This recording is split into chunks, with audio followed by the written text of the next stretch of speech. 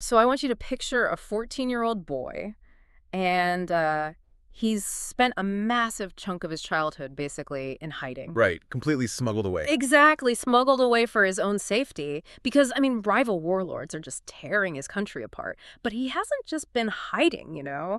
He's been listening to these whispers from heavily armed, fiercely loyal, nomadic warriors.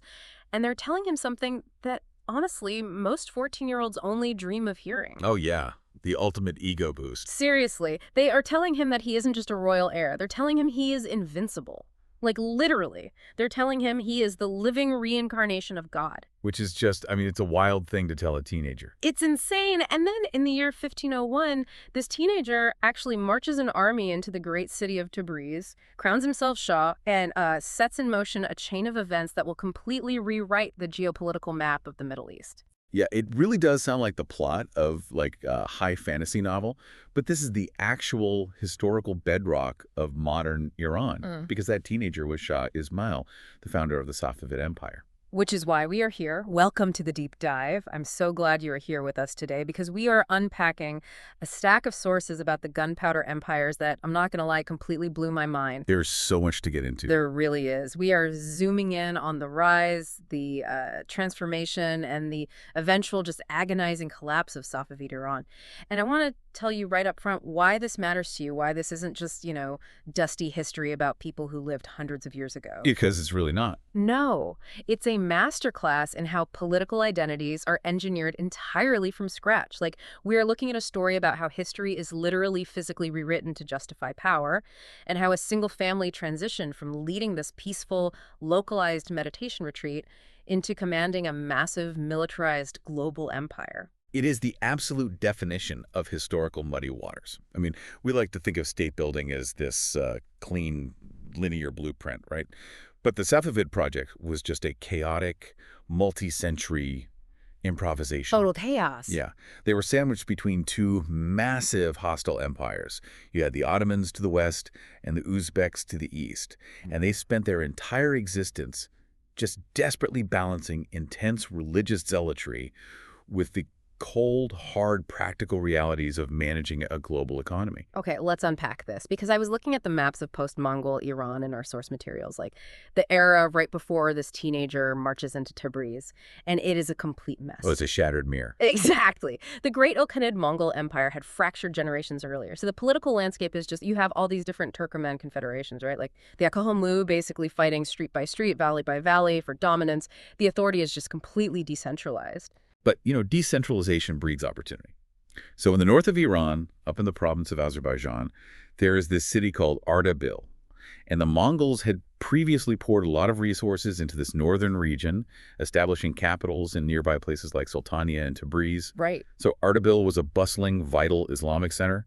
It was a place where ideas and trade and theology all just intersected. And out of this specific pocket of chaos, we get the origins of the Safavid dynasty. But the crazy thing is, they didn't start as warlords. Not at all. They started with a 14th century Sufi mystic named Sheikh Safi al-Din, and he established a Sufi order, the Safaya Tariqa, right there in Ardabīl. And for those who might not be deep into medieval Islamic mysticism, a Sufi order is essentially a spiritual brotherhood. It's focused on the inner, esoteric, mystical dimensions of Islam. Yeah, and Sheikh Safi lived from roughly 1252 to 1334. And according to the historical texts we have, primarily this massive hagiographical work called the Savat al-Safa, he and his followers lived what you could categorize as a highly traditional, localized Sufi existence. Very peaceful. Exactly. They engaged in prayer, fasting, and deek, which are these rhythmic, communal chanting sessions designed to achieve spiritual remembrance of God. The sources paint him as incredibly pious. Like, the texts are just overflowing with these miraculous events attributed to him.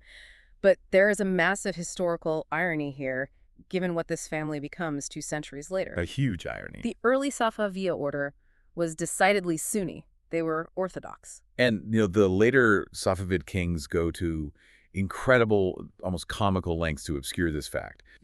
But the original 14th century texts are just unambiguous. Like in the Savat al-Safa, there is this really revealing anecdote about Sheikh Safi's spiritual mentor, a man named Sheikh Zahid. I read this part. Yeah, the text claims that Zahid traveled the known world searching for the perfect location for their spiritual center. And he explicitly chose Ardabīl because the people there were, quote, pure in their faith. Meaning what, exactly? Well, Zahid notes that in Ardabīl, there is no dispute or diversity of opinion. Everyone follows the Sunnah and Jama, which means they were strictly adhering to mainstream Sunni orthodoxy. So I keep trying to map this onto a modern equivalent to just understand the psychology of the shift.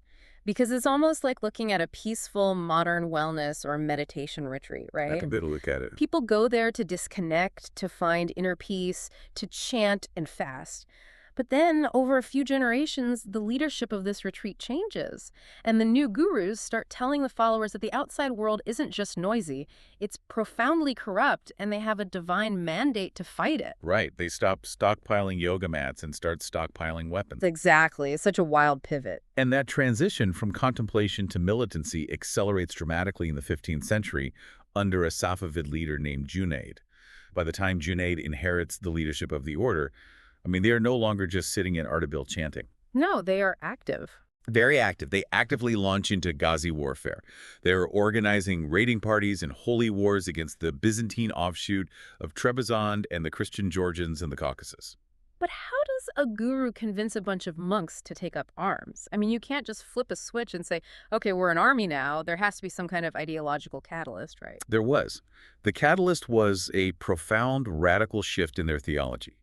As they militarized, the leadership adopted what Islamic scholars refer to as gulu beliefs. Gulu. Right, which translates roughly to exaggeration or extremism.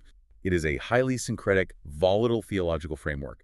It pulls in concepts from older Zoroastrianism, pre-Islamic Persian kingship, and early radical Shia sects. And the specifics of Gulu are wild when you contrast them with standard Islamic doctrine. They are playing with ideas like reincarnation, the transmigration of souls, and most importantly, the anthropomorphism of God. That was the big one. Yeah, they are essentially elevating their mortal leaders to a divine or semi-divine status. And we have accounts from hostile writers, rivals of the Safavids, who are observing this radicalization with just total horror. A writer named Kunji explicitly recorded that the followers of the Safaviya order openly referred to Sheikh Junayd as God and his son as the Son of God. Which is crossing the biggest red line in mainstream Islam. Because the absolute oneness and non-physicality of God is the core tenet of the faith. Exactly. To point at a guy on a horse and say, that's God, is deeply, profoundly heretical to the surrounding Sunni powers. Heretical, yes, but incredibly effective for recruitment. Wait, how so? Because the Safaviya weren't recruiting urban scholars from the cities. They were recruiting Turkoman tribal groups from eastern Anatolia and Syria. Okay, the nomads. Right. These were tough martial nomadic confederations. Groups like the Afshars, the Qajars, the Rumlis. The Qizilbāsh. Qizilbāsh, exactly. Yeah. The Ottomans actually coined that term, which translates to redheads, as a pejorative insult because these tribesmen wore distinctive red headgear with 12 folds, honoring the 12 Shīla imams. Right. And these nomads just flocked to the Safaviya order. They didn't view Junayd or his successors as mere political generals. They viewed them as literal divine conduits. Think about it. If your general is literally a god, you don't retreat. We don't question orders. No. You fight with a terrifying apocalyptic fervor. And the Safavid family is playing a brilliant dual-track strategy here because on one hand, they are cultivating this fanatical divine warrior cult among the nomads. But on the other hand, they're playing high-level regional politics. Oh, they were very politically savvy. Yeah. Junayd marries the sister of Uzun Hasan, who is the incredibly powerful ruler of the Aqwa Yunlu Confederation. Then Junayd's son, Haydar, marries Uzun Hasan's daughter. They are systematically weaving their bloodline into the dominant regional royalty. They are making themselves untouchable. Untouchable until the regional power dynamics collapse, right? Right. By the late 15th century, the Aqwa Yunlu Confederation starts tearing itself apart in civil wars and succession crises. And the Safavid family, with their growing fanatical army, suddenly looks less like a useful ally and more like a massive threat to the warring factions. So they become targets. Exactly. The leaders of the Safaviya are targeted.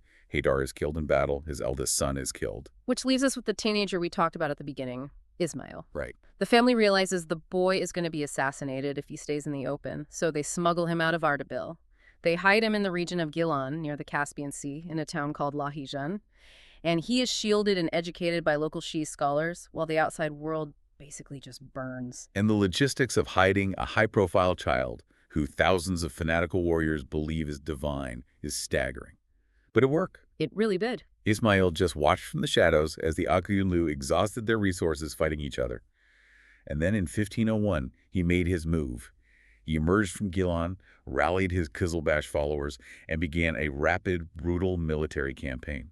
And he didn't just win a few skirmishes. No, he conquered Tabriz, which was one of the most important cities in the entire region. And the very first thing he does upon taking the throne in Tabriz is execute one of the most consequential, audacious policy pivots in Middle Eastern history. I mean, the boy king stands up and immediately declares Twelver Shiʿism to be the official, mandatory state religion of his brand new empire. He didn't just suggest it either. He mandated it from the top down.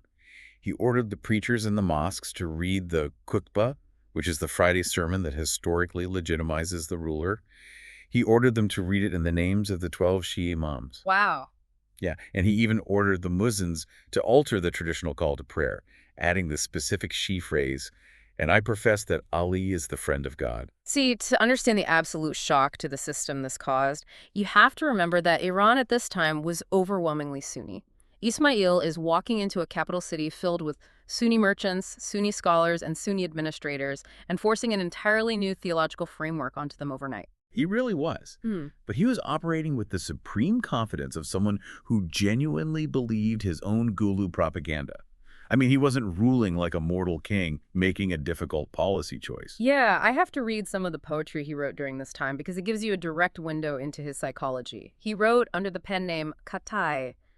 Listen to what he is broadcasting to his soldiers. It's intense. It is. He writes, "Shah Ismāʿīl is my name. I am the mystery of truth. Of all of these Ghazis, I am the commander." And then it escalates. "Fatima is my mother. Ali is my father. Of the 12 imams, I am the peer." And it gets even wilder. "The living Khidr and Jesus' son of Mary the Alexander of the people of the age. With me is prophethood and the secret of successorship." So he is claiming to be the Mahdi, the return of Christ, the reincarnation of Alexander the Great, and possessing the esoteric spirit of prophethood. He is offering his followers this massive cosmic cocktail of authority. But this is where I have to push back on Ismail's strategy a bit. Because it's one thing to have a nomadic cavalry of redheads who think you're Jesus and Alexander the Great combined. Right. That is incredibly useful for winning field battles and storming city gates. But how do you actually build a functioning day-to-day bureaucracy around that level of fanaticism? I mean, you can't run a tax department, you can't organize agricultural yields, and you can't establish a judicial system purely on the premise that the CEO is a divine being. It's totally unsustainable. It is. And what's fascinating here is that Ismail, or at least the pragmatic advisors surrounding him, realized exactly that. The extremist Gulu ideology was a phenomenal engine for conquest, but it is an inherently unstable foundation for actual statecraft. Because there's no predictability. Exactly. You cannot institutionalize an ongoing, active, divine revelation. If the king is literally God, his word overrides all precedent, which means you have no laws, you only have whims. Right. So Twelver Shiĉism provided the structural solution. Because it had rules. Yes. It had centuries of rich, complex jurisprudence. It had legal scholarship. It had courts. It had a framework for property rights, marriage, and criminal justice. But there was another incredibly pressing geopolitical reason for pivoting to Twelver Shiʿism, rather than just remaining a standard Sunni state. Differentiation. Precisely. Because if you look at the map, Ismail is surrounded. He has the massive, highly organized Ottoman Empire to his west, and the fierce, militarized Uzbek confederations to his east, and both of those are aggressively Sunni. So if Ismail had simply declared a new Sunni principality, his state would have been ideologically indistinguishable from his neighbors. The Ottomans could have easily justified absorbing his territory culturally and politically. And would have just swallowed him up. Exactly. But by aggressively adopting Shi'ism, Ismail drew a stark, uncompromising ideological border in the sand. He was broadcasting to the entire region, "We are fundamentally theologically different from you. We cannot be absorbed." And it was brutally effective. I mean, this top-down mandate eventually altered the entire demographic makeup of the region. Iran transitioned from being a majority Sunni territory into the overwhelmingly Shia nation it is today. It's a staggering macro-level example of social engineering. It really is. But it immediately created a massive logistical problem for Ismail. Because you can't enforce a new legal and religious code if nobody in your country actually knows what the code is. Right. The intellectual infrastructure simply wasn't there. Iran severely lacked trained Twelver Shiʿite scholars and jurists. Ismail had declared a new state religion, but he had almost no one to actually teach it, enforce it, or run the courts. So he has to import orthodoxy. He has to look outside his newly drawn borders. He turned to places like Qum, which had a small traditional Shiite presence, but his primary target was actually southern Lebanon, specifically the Jabal Amil region. Yeah, Jabal Amil had been a thriving, deeply rooted hub of Shia scholarship since the 10th century. So Shia sent out invitations, essentially offering lucrative state contracts, inviting these foreign Lebanese clerics to travel to Iran. Like a hiring spree. Exactly. Yeah. They were needed to serve as prayer leaders, judges, and the architects of a brand new religious bureaucracy. Now, the nuances in our sources regarding this migration are fascinating because older historical narratives used to describe this as a massive sweeping wave of thousands of Lebanese clerics flooding into Iran, completely overwhelming the local systems. But recent scholarship points out it was actually much more surgical. Yeah, it wasn't a flood. It was a targeted brain drain. It was a select group of highly influential elite intellectuals. And the most consequential of these figures was a scholar named Ali Abd al-Karaki. When al-Karaki and his colleagues arrived in Iran, their job wasn't just to teach existing doctrine. They were actively tasked with inventing and formalizing a new specific Shi'i identity, tailored exclusively for the Safavid state. Which sounds like a nearly impossible balancing act, because they had to somehow differentiate standard Twelver Shi'ism from the wild, extremist Gulu beliefs of the Qizilbāsh warriors who are currently holding the empire together. Right. While simultaneously making sure this new state religion stood in stark, aggressive opposition to Ottoman Sunnism. And al-Karaki realized that high-minded theological treatises just wouldn't translate to the common people or the Qizilbāsh. He needed visceral, performative rituals to cement this new identity. What kind of rituals? Well, one of the primary mechanisms he instituted was the state-sponsored, highly public ritual cursing of the first three Sunni caliphs. Which is designed explicitly to provoke. Oh, absolutely. I mean, it is a daily, vocal middle finger to the Ottoman Empire. You don't institute a policy of publicly cursing the foundational figures of your neighbor's religion without expecting serious blowback. And you certainly don't do it when your neighbor is the largest, most technologically advanced military machine in the Mediterranean and Middle Eastern world. Definitely not. The Ottomans were observing Ismail's rise with growing alarm. What? Because the Safavid Qizilbāsh weren't just staying within their borders, they were actively inciting rebellions deep inside Ottoman territory in eastern Anatolia. Right. There were massive uprisings like the Shah Rebellion in 1511, where Qizilbāsh sympathizers within the Ottoman borders rose up, fueled by Ismail's messianic propaganda. The Ottomans realized they have a localized apocalypse cult trying to destabilize their eastern frontier. Exactly. And then, in 1512, Sultan Selim the Grim takes the Ottoman throne. And he's not messing around. Selim is utterly ruthless. He immediately initiates a severe persecution of Qizilbāsh sympathizers living within Anatolia, neutralizing the internal threat. Then he mobilizes his modernized professional army and marches east to deal with Ismail directly. And this collision course culminates in 1514 at the Battle of Chaldiran. Chaldiran is one of those massive pivot points in world history. It's a moment where two completely different paradigms just clash. Ismail rides out with his Qizilbāsh cavalry, and these guys are utterly fearless. They genuinely believe their Shah is a divine, invincible being. They charge into battle expecting miracles. But the Ottomans have brought the terrifying reality of early modern warfare. Yes. They have field artillery, they have muskets, they have the Janissaries, which is a highly disciplined infantry corps. The logistics of the battle were a nightmare for the Safavids. The Ottomans chained their artillery wagons together to create this impenetrable barrier, and the Janissaries fired volleys of musket fire from behind it. It was devastating. The Qizilbāsh cavalry charges, which relied on speed, terror, and close-quarters combat, were completely decimated by cannon fire before they could even reach the Ottoman lines. I mean, it was a slaughter. It was. Ismail, the undefeated god king, is wounded and barely escapes the battlefield with his life. The Ottoman victory is absolute. But, and this is the wild part, they don't actually conquer Iran.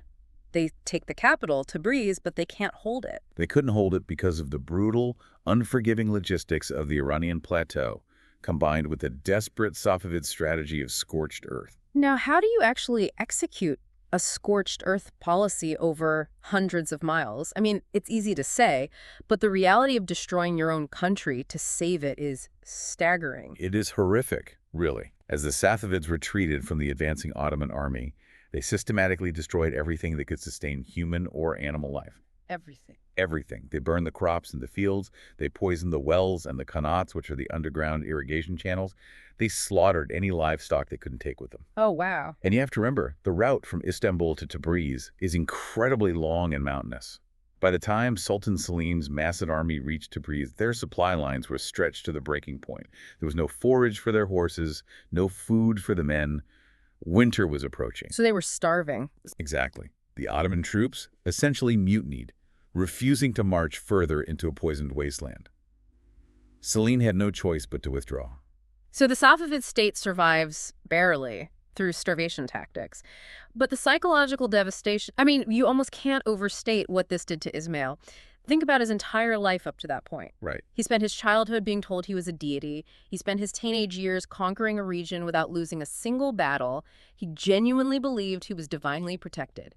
And then at Chalderan, he watches his devoted, fanatical followers get physically ripped to shreds by lead and iron. Yeah, the historical consensus is that Chalderan permanently shattered his aura of invincibility, not just in the eyes of his followers, but in his own mind. It broke him. It really did. He lived for another 10 years after the battle, but he completely withdrew from the administration of the state. He lost the messianic zeal that built the empire. He spent his final decade hunting, drinking heavily, and basically retreating into a deep depression. And he leaves behind a massive power vacuum, because when Ismail dies in 1524, the throne passes to his son, Tahmāsp, and Tahmāsp is only 10 years old. A literal child. I mean, I was struggling to understand algebra at 10, and this kid is handed a traumatized, fractured empire surrounded by aggressive superpowers with an empty treasury and a restless, heavily armed nomadic elite. It was a recipe for immediate collapse. Yeah. A 10-year-old cannot govern. Yeah. So a co-regency was hastily established by the most powerful Qizilbāsh tribal leaders. But, the Qizilbāsh were never a unified monolith. They were a fragile coalition of rival tribes. Right. Without a strong, terrifying adult Shah to keep them in line, the co-regency instantly dissolved into a brutal, decade-long civil war. Tribes like the Rumelists and the Ustagalus started slaughtering each other in the streets to control the puppet king. So Tahmāsp essentially spends his adolescence as a hostage to his own generals. But somehow he survives it. He manages to play the factions against each other, slowly build his own base of loyalists, and eventually wrests actual control of the empire away from the warlords. And once he secures his grip, he holds onto the throne for 52 years. 52 years is an eternity in 16th century geopolitics. It is the longest reign of any Islamic-era Persian king. Tahmāsp is basically the great stabilizer of the Safavid state. His personality is fascinating to me because it is the exact inverse of his father's. Ismail fully embraced the god-king persona, writing poetry about being the reincarnation of Jesus. Tahmāsp wanted absolutely nothing to do with that volatile extremism. No, he actively and violently crushed smaller extremist groups that tried to proclaim him as the Mahdi. Because Tahmāsp understood the lesson of Chalderan, you cannot fight cannonballs with mysticism. Exactly. Yeah. He needed to pivot the state definitively away from Qizilbāsh extremism and anchor it deeply in the orthodox, institutionalized Twelver Shiʿism that the Lebanese clerics were building. He needed a legal state, not a cult. But he's smart enough to know you can't just strip all the magic away instantly. The Qizilbāsh still needs some level of spiritual theater. Oh, totally. And I love this specific detail from our sources. There is an account from an Italian traveler and envoy named Michele Membre who spent time in Tahmāsp's royal camp. Membre notes that while Tahmāsp punished anyone who called him the Mahdi, the Shah still heavily implied he had a direct, exclusive hotline to the Mahdi. The theatricality of it is just brilliant. Membre writes that Tahmāsp kept a magnificent, pure white horse at the very front of the royal stables. It was constantly groomed, kept saddled, and fully geared at all times, day and night. But absolutely no one was allowed to ride it. Right. Tahmāsp declared that this horse was reserved exclusively for the Mahdi for the moment he returned to Earth. And it gets better. Membre also claims Tahmāsp refused to let one of his sisters marry. He kept her isolated in the palace, claiming he was preserving her purity so she could be given as a bride to the Mahdi upon his return. It is a breathtakingly calculated PR move. It really is. He is essentially telling his fanatical troops, look, I'm not the Messiah, but I am his future father-in-law, and I'm keeping his car warm, so you still have to listen to me. It served a vital psychological purpose. Yeah. It provided just enough eschatological flavor to keep the Qizilbāsh engaged while buying Tahmāsp the time and space to allow his clerical scholars to build a standardized, boring, functional legal system in the background. Right. But Tahmasp's most audacious PR campaign wasn't about projecting into the future. Here's where it gets really interesting.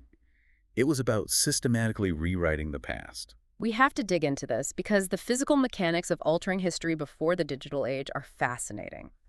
During Tahmasp's long reign, the Safavid state apparatus realizes they have a massive ideological problem. Their actual recorded origin story, that they started as peaceful, orthodox Sunni Sufis who suddenly turn into radicalized, heretical warriors before finally pivoting to Twelver Shiʿism, is deeply embarrassing. Highly problematic for them. Yeah. It contradicts the new state narrative they're trying to enforce, which claims the Safavids have always been the eternal guiding light of pure Twelver Shi'i truth. So they didn't just ignore the old texts. They actively ordered historians to alter them. And we literally have the textual receipts showing exactly how they did it. Let's look at the specific example in the sources. The original 14th century text, the Savat al-Safa, written by Ibn Bazaz, describes the death and funeral of Sheikh Zahid, the spiritual mentor of the Safavid founder. The original manuscript simply states that after Zahid died, Sheikh Safi performed a formal burial in his luminous, fragrant sepulchre. Right, which is a standard, simple Sunni burial description. Right. Now compare that exact same passage to a royal chronicle produced in the 16th century during Tahmasp's reign, written by a state historian named Amir Mahmud.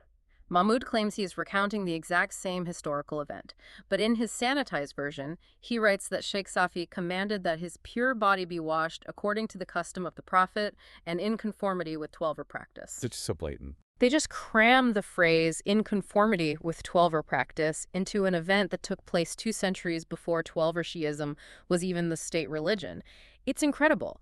Imagine a 16th century scribe sitting in a scriptorium, physically scratching out lines on a centuries-old manuscript and rewriting them to fit the current political mandate. And in 1533, Tahmasp actually commissioned a scholar named Abu al-Fath al-Husayni to officially produce a fully updated and scrubbed version of the entire Savat al-Safa. Just a complete rewrite? A total rewrite. They altered prefaces, they excised inconvenient anecdotes, and most importantly, they doctored the royal family tree. Because they needed legitimacy. Exactly. The Safavids needed to prove their divine legitimacy to the Shi'i clerics they had imported.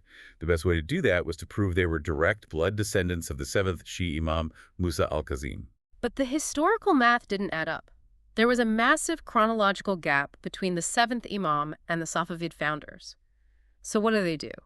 The royal genealogists, as the scholar Roger Savory points out in his research, simply invented 4 random ancestors, conveniently named them all Muhammad, and copy-pasted them into the family tree.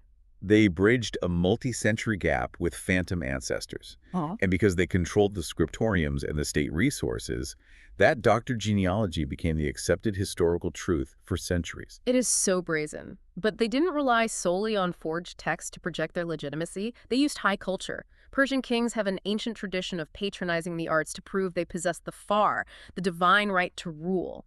If you can afford to produce the greatest art in the world, you are visibly legitimate. And Tahmasp delivered on that front. Oh, he really did. Tahmasp commissioned what is arguably one of the greatest masterpieces of miniature painting ever created in human history, the Shah-nama, the Book of Kings. The logistics of creating this manuscript are staggering. It took over a decade. Dozens of master artists were assembled in the royal ateliers. You had specialists who only painted backgrounds, masters who only painted faces, specialized gilders working with pure gold, and framers. And the crowning jewel of this massive book is a single painting by the artist Sultan Muhammad called The Court of Guyaumars. It depicts the mythical first king of Iran sitting on a mountaintop. The detail is so intense you need a magnifying glass to actually see it all. It's breathtaking. The colors are made from crushed lapis lazuli and gold, and if you look closely at the rocks and mountains in the background, Sultan Muhammad hid these tiny ethereal faces of people and monsters embedded in the stone earth spirits watching the human drama unfold. It isn't just a beautiful book, you know.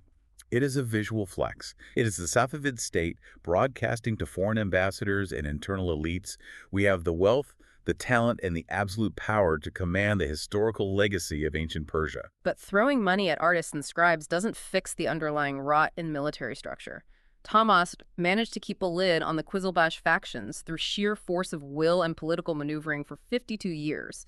But when he finally dies in 1576, the lid just blows off. The empire plunges immediately back into chaos. Yeah, the post-Tahmāsp era is a study in complete systemic dysfunction. Tahmāsp is succeeded by his son, Ismāʿīl II, who had been imprisoned by his father for 20 years. Wow, 20 years. Yeah, so Ismāʿīl II emerges deeply paranoid and incredibly actually tries to force the country to revert back to Sunni Islam, likely out of sheer spite for the Shia establishment his father built. Which goes exactly as well as you'd expect. He lasts barely a year before his own sister, Peri Khan Khanum, conspires with the Qizilbāsh elites to poison him. A very swift end. Very. Then the throne passes to Sultan Muhammad Qutbanda. Now, this king is nearly blind, physically frail, and politically completely weak. During his reign, the formal monarchy essentially collapses. His wife, a brilliant and ruthless woman named Madi'uya, steps into the vacuum and essentially runs the empire herself. Right, and she attempts to centralize power and sideline the Qizilbāsh warlords. The warlords, realizing she is a massive threat to their autonomy, break into the harem and strangle her to death. Just brutal. Shortly after, they murder the king's sister as well. The Qizilbāsh leaders basically revert back to acting as independent, autonomous warlords, carving the country up into personal fiefdoms, completely ignoring the blind Shah. And while the generals are busy assassinating royal women and fighting each other, the enemies on the border smell blood. The Ottomans invade from the west, the Uzbeks invade from the east, taking massive bites out of Safavid territory. The empire is actively dissolving. Exactly. So out of this total dysfunction, the leader of the Ustazlu tribe decides he needs a puppet to legitimize his own power grab. So in 1588, he places a 17-year-old boy named ʿAbbās on the throne. The Qizilbāsh warlords thought they were installing a manageable, traumatized, inexperienced teenager who would just rubber stamp their authority while they looted the state. It's like a toxic activist board of directors hiring a 24-year-old intern to be CEO, assuming they can just push him around. But ʿAbbās gets into the corner office, looks at the books, realizes the board of directors is actively destroying the company, and secretly decides he's going to physically eliminate every single one of them. Shah Abbas inherited a nightmare. The chronicler Iskandar Begmunshi outlines it perfectly. Foreign armies were occupying key provinces, domestic revolts were flaring up in every city, and the military elite was deeply entrenched and entirely disloyal. So what does he do? Abbas's solution was breathtakingly cold-blooded.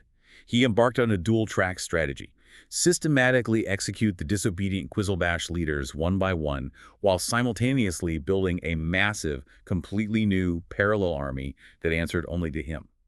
And the destruction of the Qizilbāsh Old Guard is incredibly dramatic. Our sources focus heavily on the fate of a warlord named Yaqub Khan, who was the governor of Shiraz in the south. Yaqub Khan was essentially ruling his province as an independent king. When Abbas takes power, Yaqub Khan knows exactly what's coming. He barricades himself inside a massive, impenetrable mountain fortress called Istakhr. And Abbas knows a direct siege of Istakhr would take years and drain resources he doesn't have. So he uses psychology. He isolates Yaqub Khan politically, cutting off his allies, and then applies a mix of diplomatic persuasion and intense psychological pressure, offering false guarantees of safety. Luring him out. Exactly. He slowly coerces Yaqub Khan into leaving the fortress to negotiate. And the second the warlord steps out of his impenetrable castle, Abbas has him executed. Just like that. It sends a shockwave through the entire Qizilbāsh establishment. The message is clear. The era of the autonomous warlord is permanently over. But you cannot just execute your generals and disband your traditional cavalry if you have hostile Ottomans and Uzbeks sitting on your borders. You need a replacement force, and you need it immediately. This is where Abbas fundamentally alters the DNA of the Safavid state. He creates the Ghulām army. And the logistics of this are what I really want to dig into. The Ghulams were enslaved peoples, primarily captured or bought from the Caucasus Georgians, Armenians, Circassians. But how do you train and arm an entirely new military force composed of thousands of slaves without the existing Qizilbāsh army noticing and slaughtering you before the new army is ready? It required immense secrecy and staggering financial maneuvering in the early years. He slowly integrated them into his personal bodyguard first, claiming it was just for palace security. These ghulams were brought in as youths, converted to Islam, and subjected to intense, specialized military and administrative training. The psychological genius of the Ghulam system is that these men were completely uprooted from their homelands. They had no local tribal ties in Iran. They had no cousins in the provinces to support a rebellion. Right, their wealth, their status, their very physical survival depended 100% on the Shah. They were the ultimate structurally engineered loyalists. But this massive structural shift required an equally massive ideological shift. The early Safavid kings commanded loyalty because the Qizilbāsh believed the Shah was a literal god. But by Abbas's reign, the clerical class was heavily entrenched. Nobody bought the god-king routine anymore. No, that ship had sailed. Right, so Abbas needed a new rallying cry to unite his Ghulam troops and the broader populace. He introduces this concept of Shah Savan, which literally translates to love for the king. It was a brilliant pivot. It wasn't about worshiping the Shah as a deity. It was about an intense, patriotic, fiercely personal devotion to the monarch as the ultimate protector of the realm. It's the shift from a religious cult to a nationalist loyalty pledge. And his court historians worked overtime to add layers of cosmic legitimacy to this new brand. They began heavily linking Abbas to the legacy of the great, terrifying world conqueror Timur.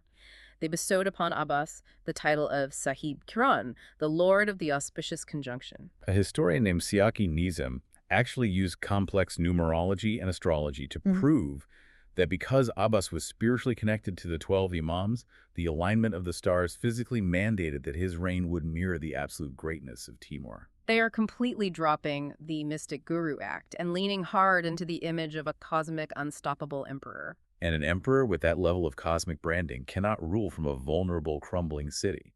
To protect himself from the ever-present Ottoman threat and to visually represent his new paradigm, Abbas physically moves the capital of the empire deep into the geographical heart of Iran. In 1597, he relocates the court to the city of Isfahan. He doesn't just move into an existing palace, though. He embarks on one of the most ambitious urban planning projects in early modern history. He basically builds a megacity. Yeah, the absolute centerpiece of this new Isfahan was the Maidani Naqsh Jahan, which translates to the image of the world square. It was a staggering rectangular open space, larger than almost any public square in Europe at the time. Initially, it was designed as an arena. Abbas used it for royal entertainment, massive military parades for his new Ghulam army, and polo matches. He built the Ali Kapı Palace on the western side of the square, which is this towering 5-story edifice with a massive elevated balcony. So he could watch everything. Exactly. The Shah would sit up there, visibly surveying his domain, watching the games and the troops below. But the genius of Abbas is that he never stopped at mere theater. If we connect this to the bigger picture, Phase 2 of the square's development reveals his true priorities. He transformed the Maidan from a sports arena into the commercial beating heart of a global economy. Also, He surrounded the massive perimeter with a 2-story arcade of artisan shops. At the southern end, he constructed the Masjid-i-Shah, a colossal mosque covered in brilliant, complex turquoise tile work. And at the northern end, he built the monumental entrance to the Caesarea Bazaar. because the architecture is a physical manifestation of his macroeconomic policy. Think about the logistics of his new military. He had built this massive, loyal Ghulam army, and he had equipped them with modern gunpowder weapons. But armies are incredibly expensive. Extremely expensive. The old Qizilbāsh cavalry were paid through land grants. They extracted their own wealth from the provinces, which is exactly what made them so dangerously independent. Abbas couldn't pay his ghulams with land. He needed a centralized liquid treasury. He needed immense amounts of cold, hard cash. And to get that cash, he executed a hostile takeover of the Iranian economy. He systematically revoked the land grants held by the old warlords and converted vast, fertile tracts of provincial territory into crown lands. This meant the agricultural and tax revenue bypassed the local governors entirely and flowed directly into Abbas's personal treasury. But the real money wasn't in agriculture. It was in the silk trade. Oh, absolutely. Silk was the crude oil of the 17th century. It was the most lucrative, highly demanded export commodity on the global market, and the Safavid provinces near the Caspian Sea produced some of the best silk in the world. So Abbas established a strict, absolute royal monopoly on all silk exports. No one could sell it to Europe except the Shah's agents. However, Abbas faced a logistical bottleneck. His ghulams were soldiers, not merchants. He lacked a class of bureaucrats with the international connections, linguistic skills, and financial expertise to manage a complex global export network. He looked to the borders and found his solution in the Armenian population of a town called Julfa, located right on the contested violent frontier with the Ottomans. What he does next is brutally pragmatic. In 1604, Abbas orders the forced mass relocation of the entire Armenian community of Julfa. He uproots thousands of families against their will, marches them across the country, and settles them in a newly constructed district just across the river from his capital in Isfahan. He calls the district New Julfa. It was a traumatic, forced migration. But once they arrived in Isfahan, Abbas treated them with intense pragmatism. He recognized that their success was his success. He granted the Armenians of New Julfa unprecedented privileges. Like what? Well, he allowed them complete religious freedom, permitted them to build massive Christian cathedrals, granted them administrative autonomy, and gave them the exclusive monopoly rights to manage and export Safavid silk to the European markets. He essentially removed a vulnerable, economically vital population from an active war zone, ensuring the Ottomans couldn't exploit their wealth and weaponized their mercantile networks to fund his own empire. And this massive influx of silk and wealth really drew the attention of Europe. The European powers were desperate for two things: Safavid silk and a strong Eastern ally to distract the Ottoman military. Abbas actively courted this attention. Isfahan became a cosmopolitan hub. You have the famous English adventurers Anthony and Robert Shirley, who arrive in Isfahan, embed themselves in Abbas's court, and are actually sent back to Europe as his personal ambassadors to the Pope and the Holy Roman Emperor. You also have the Dutch VOC, the East India Company, setting up massive trading houses right off the main square. And with the merchants came a flood of Catholic missionaries: Carmelites, Augustinians, Jesuits. And Abbas was surprisingly tolerant of them. He permitted them to build churches in Isfahan, largely because a visible Christian presence made the European merchants and diplomats feel comfortable, which kept the silver flowing into his treasury. But he also seemed genuinely, intensely curious about them. There's this amazing account in our sources from a Carmelite missionary named Father Vincent.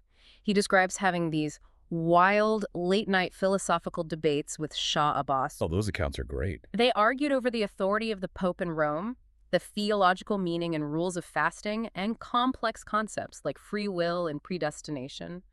It paints a picture of a monarch who isn't just a ruthless warlord, but a deeply curious, globally minded Renaissance thinker sitting right in the heart of Persia. But we must be careful not to confuse his intellectual curiosity with modern secularism. Abbas was a master manipulator of religious imagery. He understood that high-level philosophical debates with foreign monks were for the private quarters of the palace. Out in the public sphere, he had to project the image of the ultimate, devout Shi'i sovereign. Which brings us to one of the most incredible physical feats of his reign. In 1601, Shah Abbas undertook a pilgrimage from his capital in Isfahan all the way to the shrine of Imam Riza in the city of Mashhad in the far northeast of the country. And he did the entire journey on foot. It took him roughly 2 months of continuous walking. Think about the logistics of that. The king of the empire walking on dirt roads for 2 months. It is an incredible display of physical endurance and public piety. But why actually do it? What is the mechanic behind the theater? Well, the officially stated reason was to fulfill a personal religious vow. But the political and macroeconomic layers are what make it a stroke of genius. Politically, the city of Mashhad and the surrounding province of Khorasan had been deeply contested territory, frequently occupied by the hostile Uzbeks. By walking the entire route, step by step, Abbas was physically, undeniably stamping Safavid ownership and authority back onto the landscape. And economically, he is attempting to engineer a massive shift in global pilgrimage routes. Yes. The traditional ultimate Muslim pilgrimage is the Hajj to Mecca. But Mecca was controlled by the Ottoman Empire. Every time a Safavid citizen traveled to Mecca, they were draining silver out of the Safavid economy and handing it to their greatest geopolitical enemy. So Abbas wanted to redirect that immense flow of pilgrimage wealth. By elevating the shrine in Mashhad and demonstrating his own extreme devotion to it, he was encouraging his subjects to spend their pilgrimage money domestically, keeping the wealth inside Safavid borders. So it's a stunning act of devotion, but it's also border security and macroeconomic protectionism disguised as a spiritual walk. And during the same era, the intellectual and cultural life of the empire is absolutely booming. Abbas acts as a patron to brilliant minds. You have figures like Sheikh Bahá'í, an incredible polymath who wrote foundational texts on mathematics, astronomy, urban planning, poetry, and Islamic law. The Shah kept him constantly at his side. You also have Mir Damad, the heavyweight philosopher who founded what became known as the School of Isfahan. He was doing incredibly complex intellectual work, attempting to reconcile the strict, rational philosophy of Avicenna with the esoteric, mystical theology of Shi'ism. So the high intellectual culture of the state was really flourishing. But this is where I have to ask a practical question about urban management. You have the Shah debating free will with Catholics in the palace, and you have these elite philosophers writing dense treatises on metaphysics in the academies. How does any of that translate to the streets? It generally doesn't. Right. If you are a blacksmith, a baker, or a day laborer in Isfahan, high-minded treatises on Avicenna do not inspire you. A highly intellectualized state religion usually feels cold and alienating to the masses. That is the exact vulnerability of Orthodox institutionalization. And ʿAbbās understood urban psychology perfectly. High philosophy secures the clerics. Visceral communal emotion secures the streets. To engage the common people, ʿAbbās heavily sponsored and encouraged massive, highly physical, public religious festivals. Specifically, the commemoration of Muharram, the period of mourning for the martyrdom of the Prophet's grandson Hussein at the Battle of Karbala. Yes, and these were not quiet, contemplative prayer sessions. These were elaborate, intensely emotional public pageants. There were massive processions, rhythmic chest beating, dramatic reenactments, and intense communal weeping. It provided the populace with a physical, deeply emotional connection to the state religion. It made Shi'ism a shared, lived experience rather than just a legal code. But ʿAbbās went even further into engineering mass psychology, and this is where it gets genuinely dark. He actively encouraged and institutionalized neighborhood factionalism in his major cities. The Haydaris and the Nimatas. Exactly. He intentionally divided the urban populations into two massive rival groups, the Haydaris and the Nimatas, named after obscure medieval Sufi figures. He essentially endorsed organized, state-sanctioned street warfare. During specific festivals, these two factions would clash in the streets, fighting brutally with sticks, stones, and slingshots. The city authorities would generally stand back and let them fight it out, only intervening if it threatened to burn down the bazaar. It seems completely insane. You have a monarch who spent the first half of his reign violently crushing warlords to establish strict law and order, and now he is intentionally encouraging his own citizens to throw rocks at each other in his newly built capital. It's not insane if you understand urban management and the concept of a pressure valve. It is the ultimate cynical divide and rule strategy. Cities are dangerous. They are full of young, aggressive men with grievances. If the young men of Isfahan are obsessively focused on fighting the neighborhood 3 streets over because of some arbitrary historical rivalry, they are expending all their violent energy on each other. They aren't looking at the palace. Precisely. If they were fighting each other, they are not organizing a unified civic rebellion against the Shah's taxes. It safely burns off civic aggression. It is a highly effective, terrifying method of crowd control. State-sponsored sports hooliganism to keep the masses distracted and divided. It is brilliantly Machiavellian. But as we move into the final chapters of the Safavid story, we see how the very mechanisms ʿAbbās used to secure his absolute power actually planted the seeds for the empire's long, agonizing, slow-motion collapse. We enter the era of the Gilded Cage. The fatal systemic flaw of the late Safavid Empire can be traced directly back to the intense paranoia of Shah Abbās. Think about his life experience. He survived his childhood because his relatives were being murdered. He was placed on the throne by a warlord who intended to control him. He spent his early reign executing those warlords and constantly watching his back. He was absolutely terrified of being overthrown. And he directed that terror at his own family. Historically, Persian princes were sent out into the provinces as children. They were given tutors, military commands, and governorships so they could learn how to lead armies, manage economies, and actually govern before taking the throne. But Abbās looked at his own competent sons and saw only threats. He realized that a prince with a provincial army could march on the capital. So he changed the system entirely. He mandated that all royal princes must remain permanently locked inside the royal harem in Isfahan. They were never allowed to leave. Wait, really? Just permanently? Yeah, permanently. They spent their entire lives surrounded by eunuchs, concubines, and the suffocating intrigues of palace politics. They had zero contact with the military, the economy, or the outside world. It is a recipe for catastrophic leadership failure.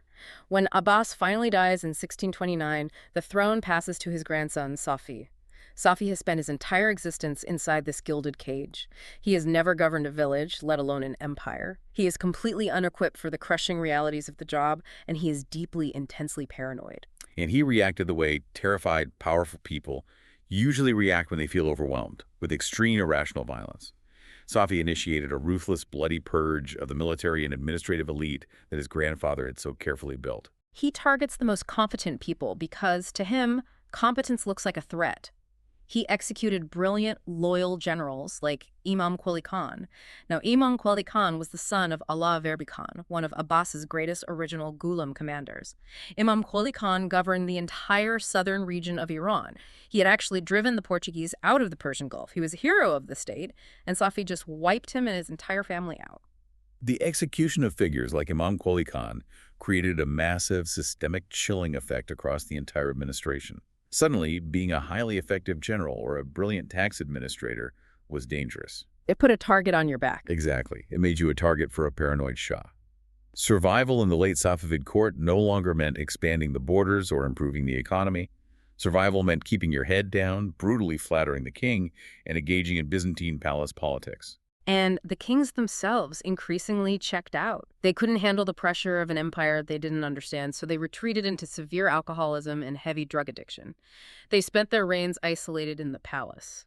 By the time we reach Shah Suleiman in the late 17th century, the consequences are stark and undeniable. The dynamic, terrifyingly efficient gunpowder empire of Shah Abbās had become a hollowed-out shell.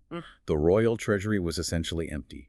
The borders were crumbling. The kings were mere figureheads, and the actual day-to-day power had shifted to the grand viziers, administrators like Sheikh Ali Khan, who had to implement brutal, grinding austerity measures just to keep the lights on in the palace. So this raises an important question. How does a society deal with that? You have a highly literate, culturally sophisticated urban population in Safavid Iran.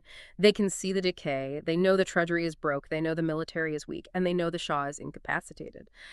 How do people process the terrifying reality that their golden age is definitively over? The sources reveal a fascinating literary trend that answers that exact psychological question. During Suleiman's depressing Baroque reign, there's a sudden, massive boom in the publication and consumption of popular histories. What were those? These were not the dense, flowery court chronicles of the past. They were written by anonymous authors, utilizing a very plain, unadorned, easily accessible style of prose. And what are they writing about in these popular histories? I mean, they aren't analyzing the complex macroeconomic failures of the silk trade, and they certainly aren't reading the philosophical treatises of Mir Damad. Not at all. They were writing heroic, highly romanticized, swashbuckling accounts of the early Safavids. They were writing epic tales about the teenage Ismāʿīl, the invincible, sword-wielding god king, leading his fearless, fanatical Qizilbāsh warriors into glorious battle against the enemies of the faith. It is the ultimate historical copium. The present reality is so bleak, the economy is collapsing, the administration is corrupt, and the king is hiding in the harem. So the culture collectively turns its head backward.